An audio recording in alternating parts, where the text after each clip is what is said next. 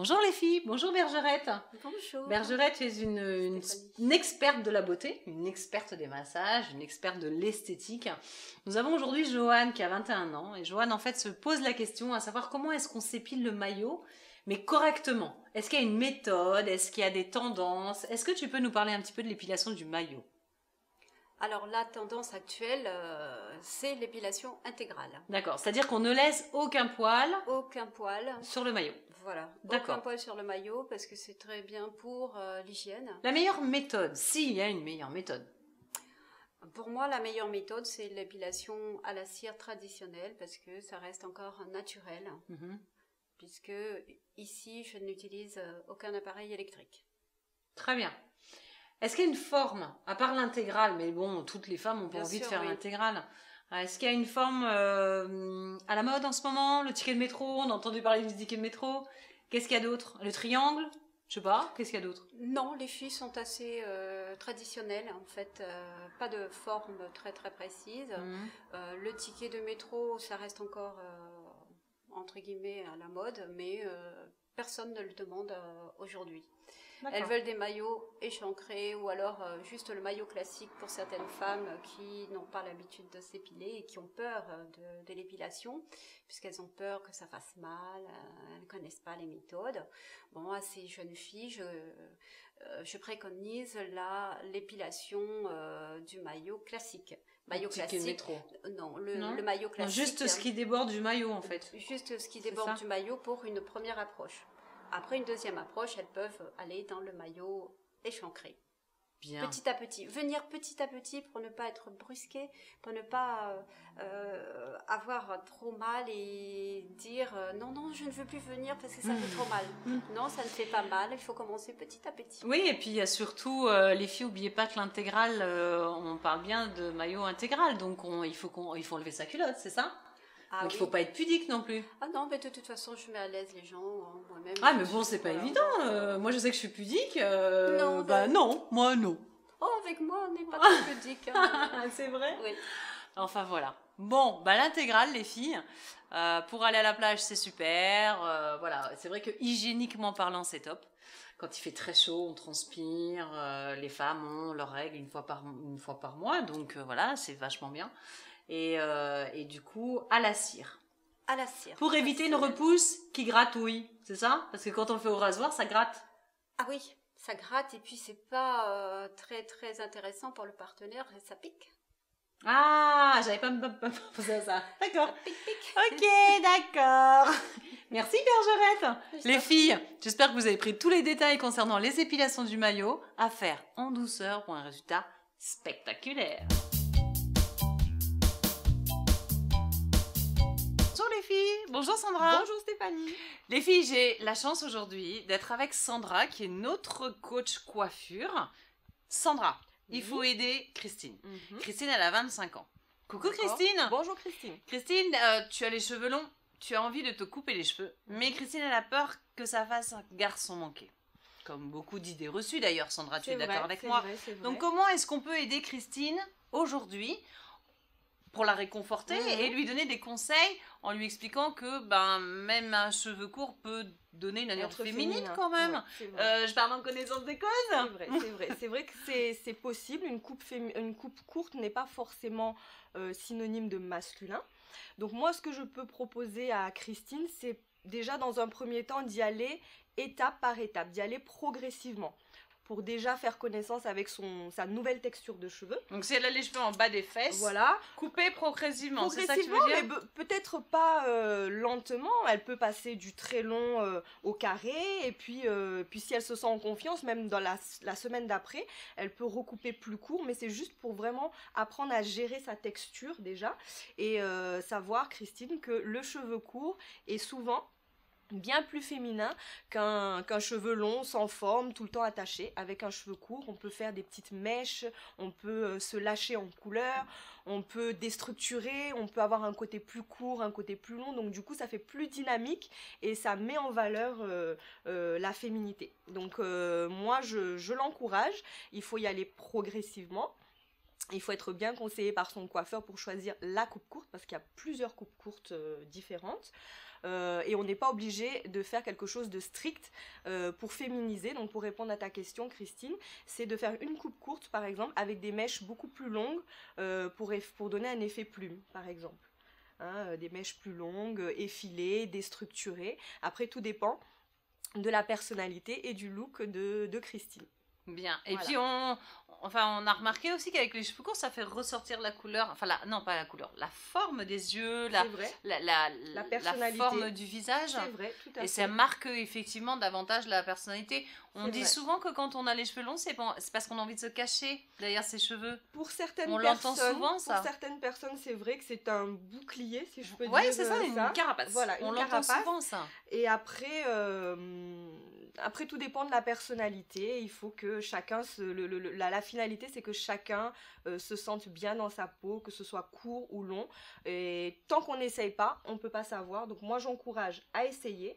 Il faut juste que la personne soit rassurée, qu'elle y aille progressivement. Et puis, une fois qu'elle aura essayé, elle pourra faire son choix définitif. Ça, c'est de la coach coiffure, les filles. Merci beaucoup, Sandra. De rien. Christine. Eh ben, j'espère que moi-même, j'en suis bouche bée de tous ces détails et toutes ces informations. N'hésitez pas à nous envoyer vos questions sur www.secretdefille.tv. Comme d'habitude, sur la page fan, la bleue, celle que je peux pas nommer. On vous fait des gros bisous. À bientôt. Ciao les filles. Bye bye. Bonjour Didier. Bonjour Mélanie. Didier, on a une question de Priscilla. Elle vient d'accoucher. Félicitations Priscilla. Elle a un petit bébé et elle aimerait pouvoir retrouver ses formes après son accouchement. Qu'est-ce qu'on peut lui conseiller ? D'accord, alors Priscilla surtout, donc ne pas oublier après un accouchement de ne pas se remettre directement donc aux activités sportives parce qu'il faut vraiment retravailler son périnée, donc le temps que tous les organes puissent se remettre en place, hein, et surtout à ne pas lésiner à aller chez son kiné pour pouvoir justement retrouver les exercices adéquats pour pouvoir justement le renforcer. Et après, au fur et à mesure, reprendre quelques activités, mais vraiment tout en douceur. Je vous conseille peut-être l'aquagym également, si vous avez un endroit, une piscine couverte ou même découverte dans un club de sport, de pouvoir recommencer par ces exercices aquatiques et revenir après tout doucement à des exercices de remise en forme. Au niveau d'un plateau musculation, peut-être reprendre pour le haut du corps, recommencer par la poitrine, raffermir à nouveau au niveau des bras et des triceps, et ensuite vous pourrez descendre au fur et à mesure également sur les abdos et la taille. On n'oublie pas les 3 mois, la rééducation du périnée. À partir de ces 3 mois, on peut reprendre en douceur. Tout en douceur, voilà. Ça veut dire quoi, par exemple? Est-ce qu'on peut lui conseiller un exercice tout de suite attention, dans 3 mois. Alors tout simplement, si vous êtes chez vous n'avez pas l'occasion d'aller dans une salle de sport, reprendre nos exercices avec la fameuse bouteille, donc pour retravailler au niveau donc de vos triceps, retravailler également la poitrine, et vraiment y aller tout en douceur avant vraiment d'atteindre au niveau donc des abdos. Et vous pouvez travailler également vos jambes, mais sans trop forcer non plus au niveau des squats, pour ne pas non plus avoir quand même un appui au niveau des organes abdominaux. Et au fur et à mesure, comme je vous le disais également, peut-être faire quelques exercices en aquagym. Quel exercice? Comment ça se passe l'aquagym alors? Alors l'aquagym, selon le professeur que vous allez avoir, il va pouvoir vous donner des exercices soit avec des frites, ou vous allez pouvoir retrouver qu'une planche, ce qui va vous permettre vraiment d'avoir le corps en suspension et retravailler vraiment tout en douceur tout votre corps. En fait, c'est les mêmes exercices que hors de l'eau, mais dans l'eau. Voilà, dans l'eau, tout simplement. Et ça permet d'amortir exactement, ce sera beaucoup moins traumatisant aussi. Merci beaucoup Didier. Merci Mélanie. Bonjour les filles. Bonjour Émilie. Bonjour. Émilie, tu es directrice d'un centre esthétique et soins. Nous avons Flo qui a 33 ans, qui, à l'aube de l'année 2014, nous ne parlons que de rides. Tu es d'accord avec moi? Comment préserver sa jeunesse? Comment rester belle? Eh bien, Flo nous demande comment faire un massage. Comment se faire un massage anti-rides? Alors, il faut tout simplement partir de la base du cou. Voilà. Et remonter. Toujours remonter. D'accord? D'accord. Elle peut aussi faire des petits tapotements. Elle a déjà mis sa crème anti-rides ou pas? Il faut le faire avec sa crème anti-rides. Ok, donc elle applique sa crème anti-rides. Voilà. Est-ce qu'il y a un mouvement privilégié pour justement l'application de son soin? Il faut le faire avec un automassage anti-rides, comme je vais vous l'expliquer. Donc il faut toujours remonter du cou D'accord. Jusqu'à la racine des cheveux. Voilà. Et ensuite, elle peut aussi pincer ses petites rides sur les petits sillons de ses rides. Donc ça va faire un appel sanguin. Et là, miracle, sa crème pénétrera plus en profondeur et elle aura vraiment les bienfaits des principes actifs de sa crème. Quel que soit le soin qu'elle utilise. C'est pour ça qu'il faut faire un automassage en fait. Voilà. Très bien. Faire pénétrer sa crème. Est-ce qu'on dit à Flo de le faire tous les matins? Comment ça se passe? Quelle fréquence est-ce qu'on donne à son automassage anti-rides? Idéalement, c'est de le faire tous les jours. On met sa crème de jour tous les matins. Voilà. C'est un geste à prendre, mais une fois qu'on l'a, une habitude. Voilà. Très et elle bien. aura une belle peau jusqu'à... Elle va préserver sa jeunesse. Voilà. Ah là là, tu vas être belle, Flo. Tu crois qu'il est trop tard pour qu'elle utilise un soin anti-rides ou est-ce que tu peux nous donner un conseil, un âge où les filles peuvent commencer à utiliser un soin anti-rides? Alors, il est jamais trop tard pour bien faire. D'accord, mais il faut pas attendre qu'on ait des rides pour mettre un soin anti-rides. Ah oui, il est trop tard. Voilà. Il vaut mieux prévenir que guérir. Il faut préserver son capital jeunesse. Est-ce que tu as un petit truc pour nous donner un secret de beauté pour justement préserver cette beauté naturelle? Il faut toujours se démaquiller, matin et soir. Mettre sa crème de jour, si possible sa crème de nuit, son soin. Et puis, bien appliquer ses crèmes. Bonjour les filles, bonjour Patrice. Bonjour. Les filles, j'ai la chance aujourd'hui d'être avec un expert des boutiques e-commerce. Monsieur vend des bijoux sur internet, n'est-ce pas? Donc ça va intéresser toutes les filles ce soir. Et en fait, nous avons une question de Jocelyne Patrice qui a 52 ans. Et Jocelyne, elle voudrait savoir comment est-ce qu'elle peut acheter sur internet, mais en toute sécurité. Parce qu'elle a peur de se faire arnaquer, comme c'est parfois arrivé. Alors, quel conseil on peut donner à Jocelyne ce soir? D'accord. Tout d'abord, bonjour Jocelyne. Donc, je vais me faire un plaisir de répondre à ta question.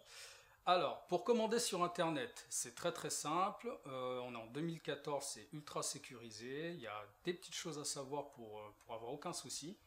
Et notamment, en fait, la première chose à savoir, c'est qu'il faut, de préférence, et c'est plutôt conseillé, commander en fait sur des sites nationaux.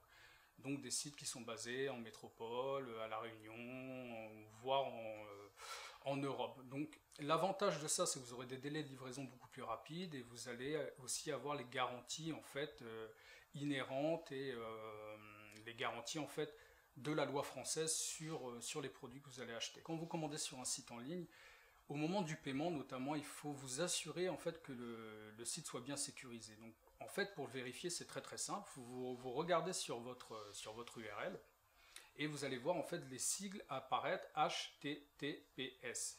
Ce qui signifie qu'en fait votre site, le site du moins sur lequel vous êtes, est sécurisé. HTTPS, c'est ce qu'on trouve au début d'une adresse email en haut dans le moteur de recherche. Tout à fait, c'est bien ça. Ouais. C'est ça les filles. Au niveau de la loi française, qu'est-ce qui rentre en vigueur? Justement, il y a une grande nouveauté, une grande révolution qui arrive là, le 14 juin en fait. Vous avez la loi Hamon qui rentre en vigueur et qui donne aux consommateurs en fait des sécurités, des garanties supplémentaires.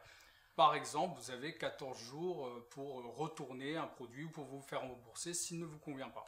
Donc c'est une disposition qui a été prise dernièrement et qui conforte davantage le consommateur. Voilà, le consommateur lors de son achat. Bien sûr. Vous voyez les filles, pas de souci. Donc il y a juste des petits trucs à savoir, notamment l'adresse HTTPS. Tout à fait, ouais. Sur lequel, en fait, c'est un bon de commande sur lequel doit figurer cette adresse. C'est sur le récapitulatif de commande, au moment où vous passez votre commande, en fait, vous allez voir le sigle apparaître.